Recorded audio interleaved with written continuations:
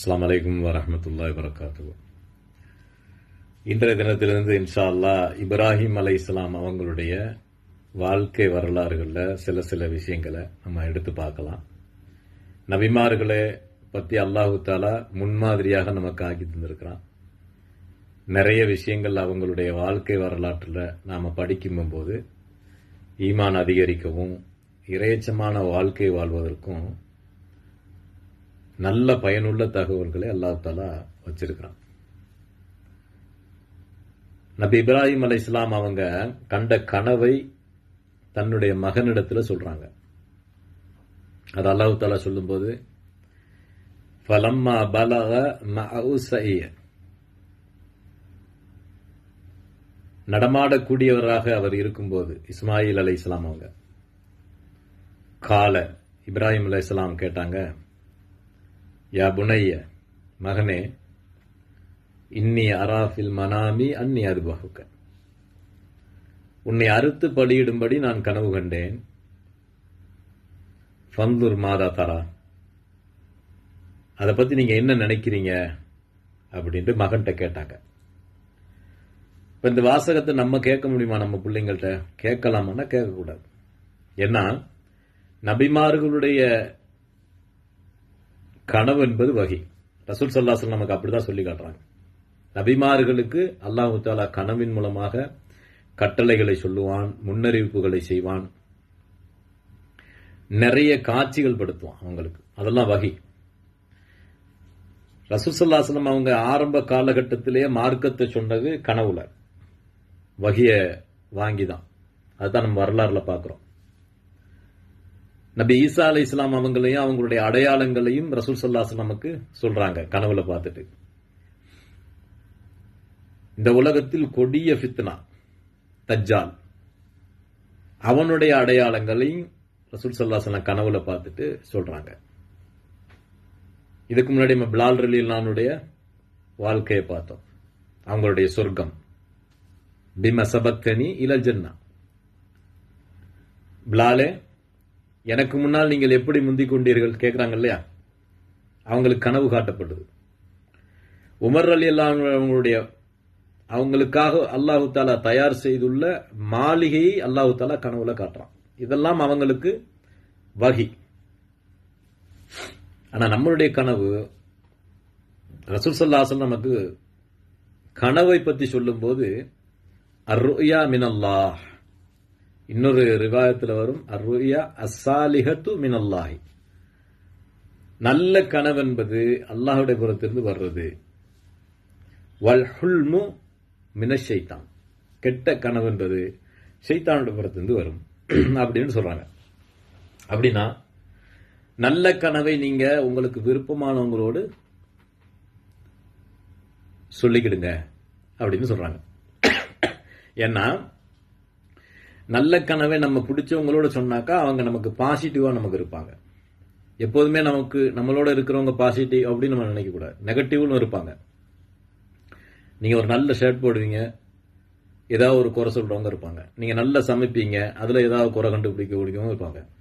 நீங்க நல்லா படிப்பீங்க, உங்க புள்ள நல்லா படிக்கும், ஆனா மற்ற பிள்ளைய மெச்சி பேசுவாங்க, உங்க பிள்ளைய கண்டுக்கிறாம இருப்பாங்க. இதெல்லாம் என்ன காரணம் அப்படின்னா அவங்களுடைய மனசுல உள்ளுல இருக்கக்கூடிய பொறாமை. அதனால எல்லார்ட்டையுமே சில விஷயங்கள், நல்ல விஷயங்களை பகிர்ந்து கொள்ள கூடாது.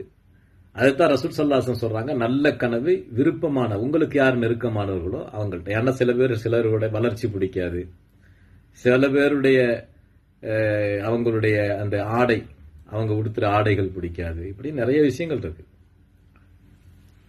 கெட்ட கனவு என்பது வல் ஹுல்மு மினஷ் ஷைத்தான், ஷைத்தான்ட்ட இருந்து வர்றது. யாரிடமும் சொல்லக்கூடாது அப்படின்னு சொன்னாங்க. ஏன்னா அது ஒரு ஃபித்னா.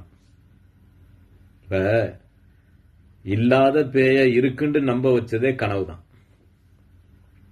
கனவு தான் அந்த சமூகத்துல, மனித சமூகத்துல இல்லாத ஒண்ணு பேய், ஆனா இருக்குன்னு நம்ப வச்சது கனவு. ஏன்னா ஒருத்தன் நடுராத்திரில எங்கேயாவது போவான், இருட்டா இருக்கும், ஏதோ தொங்குற மாதிரி இருக்கும், ஏதோ பின்னாடி வர்ற மாதிரி இருக்கும், ஏதோ பக்கத்துல நிக்கிற மாதிரி இருக்கும், ஏதோ கூப்பிடுற மாதிரி இருக்கும். இதையெல்லாம் மனசுல உள்வாங்கிட்டு வந்து தூங்குவான். தூங்கி முடிச்சு அவன் கனவு கண்டு எல்லாத்தையும் பரப்பி விட்டுருவான். அந்தந்த செய்தியை யாரெல்லாம் வாங்கினானோ அவன் உட்காந்து அதை யோசிச்சுட்டு படுப்பான், அவனும் கனவு காணுவான். இப்படிதான் பெரியது பேயலாம். பேய் பெரியது காரணம் இதுதான். கெட்ட கனவை நம்ம பகிரங்கப்படுத்தக்கூடாது, அது சைத்தான்ட்டு இருந்து வர்றது. ரசூலுல்லாஹி ஸல்லல்லாஹு அலைஹி வஸல்லம் கனவுகளை சொல்றாங்க, நீங்க எதையெல்லாம் அதிகமாக நினைக்கிறீங்களோ அதெல்லாம் உங்களுக்கு கனவாக வரும். இரண்டாவது, அல்லாஹ் உங்களுக்கு நன்மாராயமாக நற்செய்தியாக சில நல்ல கனவுகளை தருவான், நீங்கள் மகிழ்ச்சி அடைவதற்காக, அல்லது உங்களுக்கு நடக்கலாம் அப்படி. ஆனா கெட்ட கனவு என்பது ஷைத்தானுடைய புறத்திலிருந்து வர்றது. அதுக்கு அர்த்தம்லாம் இல்லை. ஷைத்தான்ட்டு வர்றது என்ன நம்ம பொருள் கொள்ள முடியும்? அது கேடுதானே, அதுல ஒண்ணும் இல்லை. ஆகையினால நம்மளுடைய கனவும் நபிமார்களுடைய கனவும் ஒண்ணு இல்லை. நபிமார்களுடைய கனவு வஹி. அந்த வஹியில தான் கேட்கிறாங்க, நபி இப்ராஹிம் அலைஹிஸ்ஸலாம், ஃபன்துர் மாதா தரா, இதை பத்தி நீங்க என்ன நினைக்கிறீங்க? கால, அவர் சொன்னார். யாரு? இஸ்மாயில் அலைஹிஸ்ஸலாம். என்ன சொன்னாங்க அப்படின்னா, யா அபதி, வாப்பாவே, இஃப் அல் மா துமரு, எதை செய்யும்படி கட்டளையிடப்பட்டீரோ அதை செய்யுங்க. சதஜுதினி இன்ஷா அல்லாஹ் மினஸ் சாபிரீன், நீங்க எதை செய்யறீங்களோ அதை செய்யும் போது இன்ஷா அல்லாஹ் என்னை பொறுமையாளனாக இருப்பதை பார்ப்பீர்கள் அப்படின்னு சொன்னாங்க. அல்லாஹ் அக்பர். உண்மையிலேயே ஒரு தந்தை எவ்வளவு பெரிய ஈமான்தாரியாக இருக்குது அப்படிங்கிறது நம்ம வரலாற்றில் பார்க்கிறோம். ஆனா இந்த வசனத்துல தந்தை 8 அடி பாஞ்சா புள்ள 16 அடி பாயும் அப்படிங்கிறத அல்லாஹ் தஆலா வெளிச்சம் போட்டு நமக்கு காட்டுறான். நான் இதையா சொல்றேன் அப்படின்னா, தந்தையினுடைய வயது பிள்ளையுடைய வயது இல்லை. இப்ப நீங்க 50 வயசுல இருந்து தொழுகிறது, வணங்குறது, அல்லாஹ் கட்டுப்படுறது, அல்லாஹ்வுக்கு பயப்படுறது, அதெல்லாம் ஒரு பக்கம் இருக்கணும். அது எதை விட பெரிதல்ல அப்படின்னா, 15 வயசுல இருக்கக்கூடிய ஒரு வாலிபனா இருக்கக்கூடிய வயசுல அவன் எப்படியும் இருக்கலாம் அப்படிங்கிற வயசுல, அல்லாஹ்லாம் அப்புறம் இல்ல, சட்டம்லாம் அப்புறம், கட்டுப்படுறதுலாம் அப்புறம்னு நினைக்கிற வயசுல அவர் என்ன செய்யறாரு? என்னை பொறுமையாளனாக நீங்கள் பார்ப்பீங்க பாப்பாவே அப்படின்னு சொல்றாரு. அப்படின்னா இங்க தந்தை விட ஈமான்ல அல்லாஹ்வுடைய கட்டளையை ஏற்பதுல யார் இருக்கா முன்னிலையில? இஸ்மாயில் அலைஹிஸ்ஸலாம். ஆனா மகன் அப்படி இருக்கிறது காரணம் என்னன்னா தந்தையுடைய துஆ தான். அல்லாஹ் தஆலா குர்ஆன்ல சொல்றான், ரப்பி ஹப்லி மினஸ் சாலிஹீன். இப்ராஹிம் அலைஹிஸ்ஸலாம் தன்னுடைய மகனுக்காக அவர் துஆ செஞ்சார். எப்படி? ரப்பி ஹப்லி மினஸ் சாலிஹீன், யா அல்லாஹ் எனக்கு சாலிஹான பிள்ளையை தா அல்லாஹ் அப்படின்னு கேட்டார். அல்லாஹ் தஆலா குர்ஆன்ல சொல்றான், ஃபபஷ்ஷர்னாஹு பிகுலாமின் ஹலீம், அவருக்கு நாம் நற்செய்தியாக கொடுத்தோம் பொறுமையுள்ள மகனை அப்படின்னு சொல்றான். இந்த மகனை கொண்டு உனக்கு எந்த தொந்தரவும் இல்லை, போ, உனக்கு எந்த பிரச்சனையும் கிடையாது, எந்த முசீபத்தும் கிடையாது, போ அப்படின்னு அல்லாஹ் தஆலா பிள்ளை கொடுத்தான். எத்தனை பேர் நம்ம துவா செய்யறோம் பிள்ளைக்கு? பிள்ளை நல்லா ஆரோக்கியமா வரணும் துவா செய்வோம் இல்லையா? நல்லா படிக்கணும் துவா செய்வோம்.